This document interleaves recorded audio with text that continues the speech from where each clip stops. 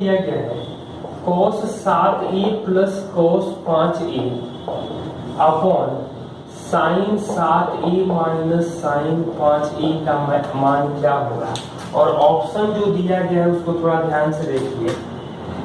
tan a cot a tan 4a और cot 4a, ये हमें ऑप्शन दिया गया है। तो हमारे लिए ज्यादा आसान काम ये रहेगा कि a का मान हम लोग 30 रखें।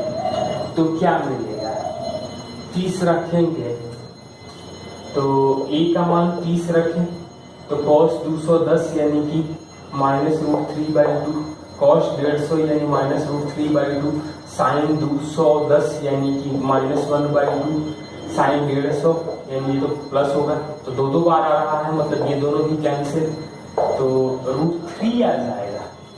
√2 निगेटिव में और -2 करके √3 आ जाएगा। √3 हमें 30 डिग्री रखेंगे तो 120 और 120 में तो दोनों 4 निगेटिव होगा, यही एक आंसर दिखाई दे रहा है। बाकी आप लोगों को करना है तो cos c plus cos d और sin c minus sin d का भी फॉर्मूला इस्तेमाल कर सकते हैं। Question number 49, 1 minus sine 90 minus 2a upon 1 plus sine 90 plus 2a, इसका मान क्या होगा। ऑप्शन दिया है sine a into cos a, cot square a, tan square a और sine square a into cos a। तो हम लोग a का मान यदि 30 डिग्री रखें तो a का मान 30 रखेंगे, मतलब साइन 60 घटेगा तो साइन 30 1 माइनस 1/2 और 1 प्लस 1/2 यानी कि 1/3 आ जाएगा, 1/3 आएगा। तो 1/3 जो है वो tan स्क्वायर a का वैल्यू होगा। बाकी जगह आप ऑप्शन देख लेना, नहीं मिलेगा। क्वेश्चन नंबर 50 नंबर सवाल में आपसे पूछा गया है साइन 75 प्लस साइन 15 का मान क्या होगा। तो साइन 75 होता है √3 प्लस 1/2 और साइन 15 का मान होता है √3 माइनस 1/2 एलसीएम ले लेंगे तो 2√3/2 मतलब √3/2 आ जाएगा। आंसर क्या दिया जाए इसको भी हम लोग देख सकते हैं, ऑप्शन यही देख लिया।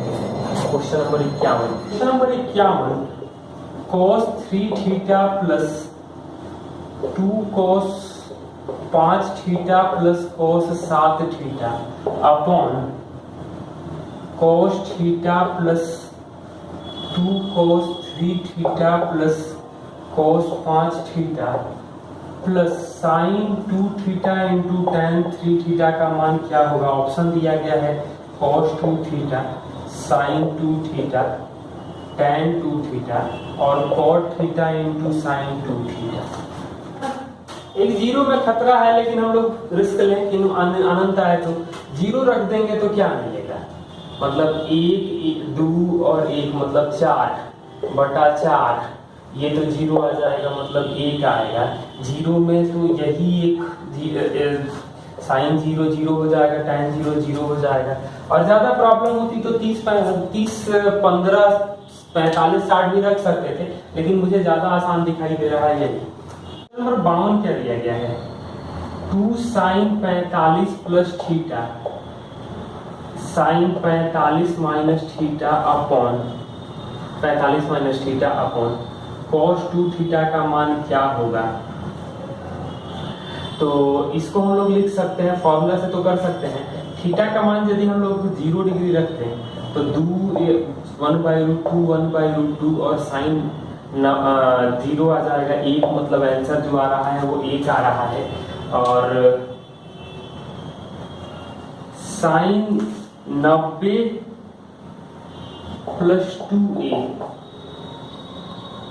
Into 4 minus cos square 90 minus 2a का मान क्या होगा। और ऑप्शन जो दिया गया है वो काफी लंबे चौड़े ऑप्शन दिए गए हैं। तो a का वैल्यू हम लोग यहाँ पर 0 रखें तो यहाँ a 0 रखेंगे तो साइन 90 यानी कि 1 इंटू 4 मतलब 4 आ रहा है। और 4 तो हमें 2 जगह दिख रहा है तो 0 नहीं रख सकते हैं। a का मान हम लोग 15 रखें तो क्या आ जाएगा साइन 120 यानी कि √3/2 4 माइनस 15 दूनी 30 यानी 60, तो ये आ जाएगा 1/4 अब हम लोग घटा के देख सकते हैं √3/2 इंटू 15/4 यानी 15√3/8 आ जाएगा में 4 cos power 6a minus sine का पावर 6a इस ऑप्शन में आ जाएगा। Question number cos 90 plus a बटा में sec 270 माइनस a plus sine 270 plus a upon cosec 630 minus a का मान क्या होगा, और ऑप्शन कुछ दिया गया है। 90 प्लस a को माइनस साइन a लिख सकते हैं। सेक 270 माइनस a, 270 माइनस a मतलब थर्ड क्वाड्रेंट में आएगा, और थर्ड क्वाड्रेंट में से निगेटिव होता है यानी कि कॉसेक हो जाएगा। देख लेना आप लोग, cosec a plus sine 270 plus a fourth quadrant में चला जाएगा, और फोर्थ क्वाड्रेंट में साइन निगेटिव होता है यानी कि माइनस कॉस a। ये कॉसेक 630 माइनस a तो 630 मतलब 360 प्लस 270 माइनस a मतलब थर्ड क्वाड्रेंट में होगा, मतलब माइनस सेक a आएगा। ये दोनों तो कट जाएगा, मतलब sign square a plus cos square a, इसका वैल्यू जो आ जाएगा वो 1 आ जाएगा। क्वेश्चन नंबर 55, एक मीनार की ओर क्षैतिज रेखा में 100 मीटर चलने पर उन्नयन कोण 45 से 60 हो जाता है, तो मीनार की ऊंचाई उन्नयन कोण 45 से 60 हो जाता है। मतलब ये x मानेंगे तो x √3 आ जाएगा, और ये √3x आ जाएगा। ये 100 है, मतलब √3x माइनस x जो आएगा वो 100 आएगा। x का वैल्यू आएगा 100 अपॉन √3 माइनस 1 यानी कि 50 √3 प्लस 1। ये आ जाएगा x का वैल्यू यानी हाइट जो आ जाएगा 50 √3 प्लस 1 इंटू √3 यानी 50 3 प्लस √3। अगला, एक वृक्ष का ऊपरी भाग आंधी के कारण टूटकर भूमि के सतह पर 60 डिग्री का कोण बनाता है। जड़ और जिस बिंदु पर भूमि का शीर्ष छूता है वह दूरी 25 मीटर दूर है, तो वृक्ष की ऊंचाई क्या हो। तो मतलब ये पेड़ था, टूट करके ये इधर गिरा, ये 25, उन्नयन कोण जो मिल रहा है वो 60 डिग्री है, मतलब ये आ जाएगा 25 √3, ये आ जाएगा 50, तो टोटल हाइट जो आ जाएगी 25 √3 प्लस 50। अब 25 √3 को तो 25 का स्क्वायर 625 मतलब 1875 का वर्गमूल निकालना है, और 50 है तो 1875 मतलब लगभग 45 के आसपास में आएगा। 45 44 का स्क्वायर 1936 होता है, मतलब 43 दशमलव समथिंग और 50 जोड़ देंगे तो 93 दशमलव समथिंग, जो भी ऑप्शन दिया गया है, क्योंकि दशमलव में दिया 93.3 का एक ऑप्शन दिया गया, और 93 में नजदीक में कोई ऑप्शन नहीं दिख रहा है। क्वेश्चन नंबर 57, एक मीनार की ऊंचाई 300 है। जब चोटी से दूसरे मीनार की चोटी देखा जाता है तो उन्नयन कोण 60 होता है। दोनों मीनारों के आधारों के मध्य बीच दूरी 120 है, तो छोटे मीनार की ऊंचाई क्या होगी।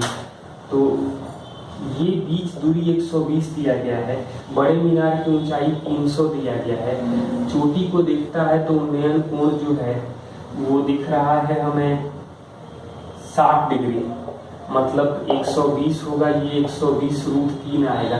120 √3 का मतलब 12 √3 तो 432, तो 12 √3 को हम लोग लिख सकते हैं दशमलव में, तो 432 का वर्गमूल जो आ जाएगा वो लगभग 20 दशमलव समथिंग यानी कि 200 दशमलव, मतलब 20 से कुछ ज़्यादा आएगा, और 21 नहीं आएगा, मतलब √432 तो 20 दशमलव समथिंग आ जाएगा। मतलब जो आंसर आएगा वो 100 से कम आएगा।